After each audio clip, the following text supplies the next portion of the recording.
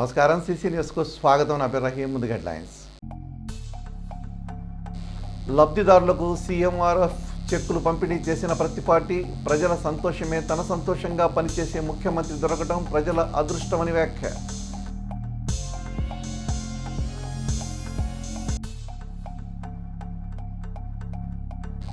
రేపు municipal council ప్రత్యేక budget సమావేశం, సభ్యులందరూ హాజరు కావాలని విజ్ఞప్తి చేసిన మున్సిపల్ చైర్మన్ రఫానీ.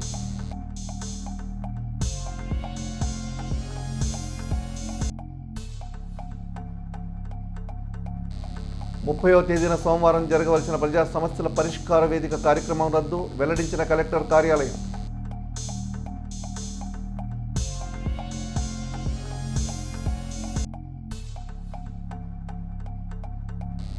జనవరి 5వ తేదీ విజయవాడలో జరగనున్న హైందవ శంఖారావం విజయవంతం చేయాలని పేటలో భారీ ర్యాలీ నిర్వహించిన విశ్వ హిందూ పరిషత్. చిలకలూరిపేట నియోజకవర్గ వ్యాప్తంగా వివిధ అనారోగ్య సమస్యలతో బాధపడుతున్న పలువురికి వైద్య సహాయార్థం ముఖ్యమంత్రి సహాయ నిధి నుంచి ఆర్థిక సహాయం అందించడం జరిగింది. ఆదివారం తన కార్యాలయంలో మాజీ మంత్రి శాసనసభ్యులు ప్రత్తిపాటి పుల్లారావు 21 మందికి 23.25 లక్షల విలువైన చెక్కులను అందజేశారు. ఈ సందర్భంగా ఆయన మాట్లాడుతూ ప్రజల సంతోషమే తన సంతోషంగా ముఖ్యమంత్రి చంద్రబాబు పనిచేస్తున్నారని, ప్రజల గురించి రాష్ట్రం గురించి ఇంత గొప్పగా ఆలోచించే నాయకుడు మనకు దొరకడం నిజంగా ఏపీ ప్రజల అదృష్టమన్నారు.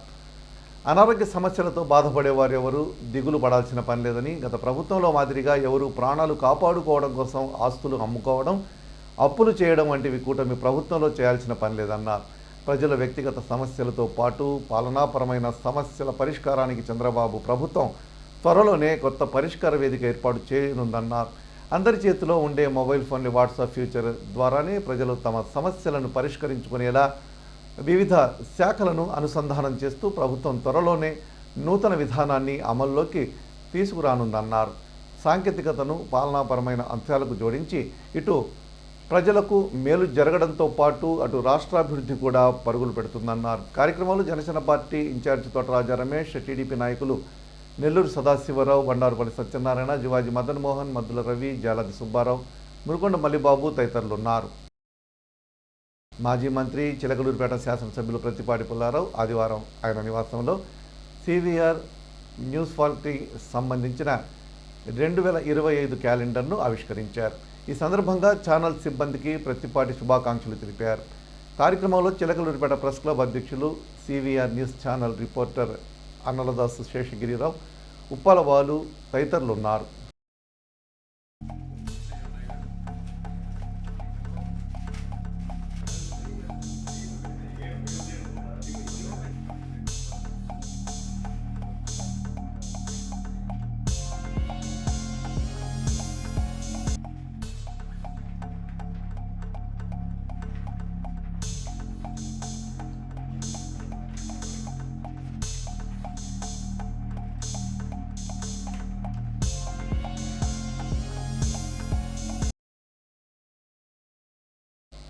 చిలకలూరిపేట పురపాలక సంఘం యొక్క వార్షిక బడ్జెట్ సమావేశం సోమవారం ఉదయం 11 గంటలకు స్థానిక మైలవరపు గుండయ్య కౌన్సిల్ హాల్ నందు షేక్ రఫానీ అధ్యక్షతన జరగనుంది. ఈ సమావేశంలో పురపాలక సంఘం సాధారణ మరియు మూలధన నిధుల యొక్క 2024-25 సంవత్సరపు సవరణ బడ్జెట్ అంచనాలు మరియు 2025-2026 సంవత్సరపు బడ్జెట్ అంచనాలు కౌన్సిల్ ఆమోదం కొరకు పెట్టనున్నారు.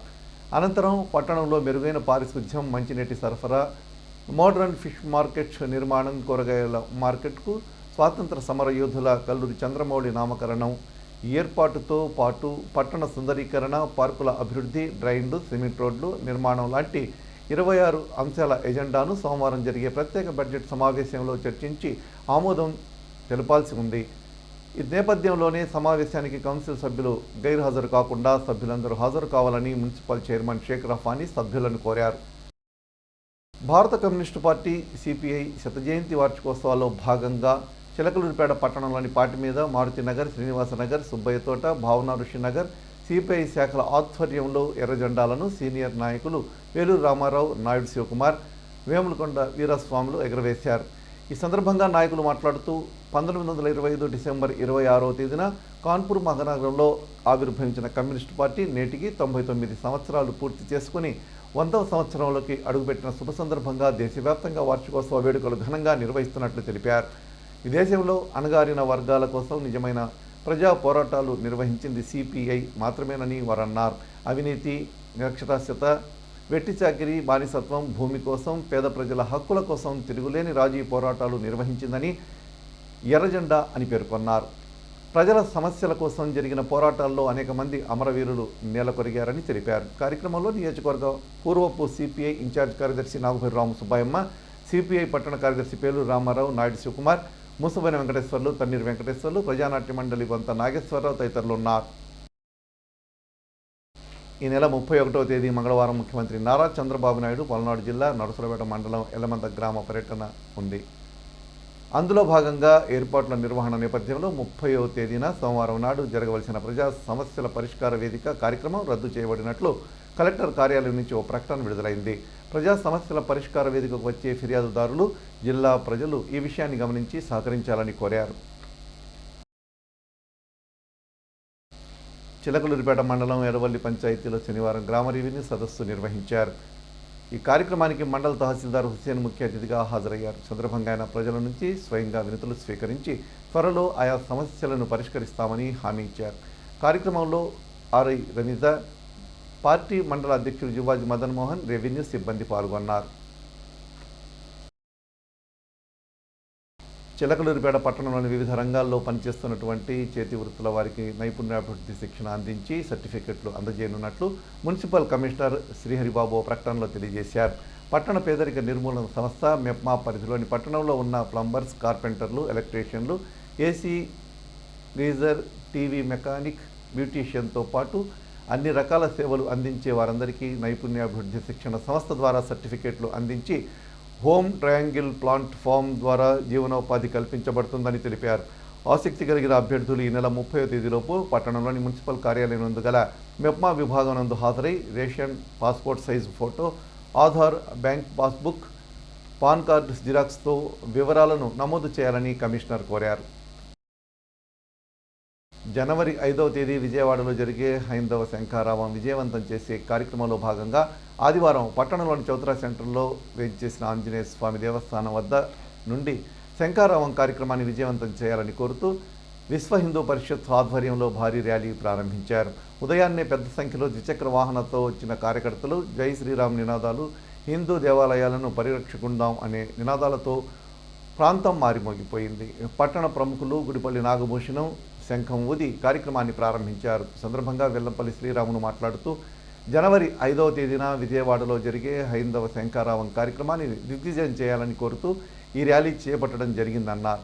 Rally Chowtra centre, rural police station, Kalamandir centre, గడియార స్తంభం సెంటర్, కస్తూరిబా రోడ్, పురుషోత్తమపట్నం, పండరిపురం మీదుగా సాగింది. కార్యక్రమంలో పోరూరి శ్యామోహన్ రావు, తోట బ్రహ్మస్వాములు, తాటిపట్టి జయరామిరెడ్డి, కస్తూరి వెంకటేశ్వర్లు, ఉప్పల భాస్కర్ రావు, కొత్త కోటేశ్వరరావు, రాజమౌళి సూర్యారావు, తవ్వ నాగమల్లేశ్వరరావు, దామిశెట్టి నాగేంద్రం, ఆదిమూలం గురుస్వామి తదితరులు పాల్గొన్నారు.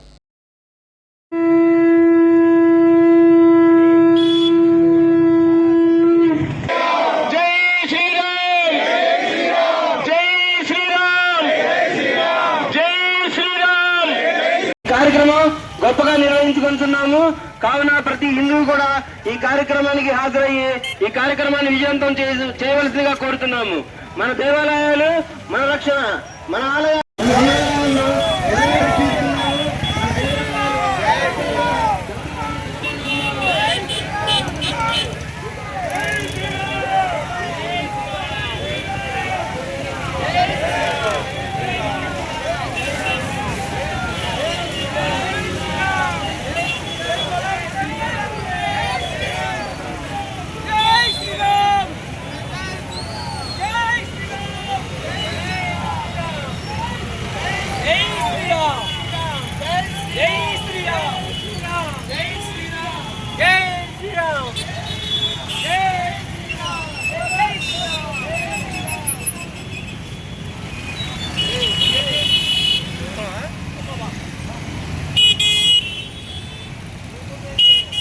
ప్రియమైన హిందూ బంధువులారా, ఈరోజు మనం జనవరి 5వ తారీఖున జరగబోయే హైందవ శంఖారావం సభకు సన్నాహకంగా ఈ ర్యాలీ నిర్వహించుకుంటున్నాము.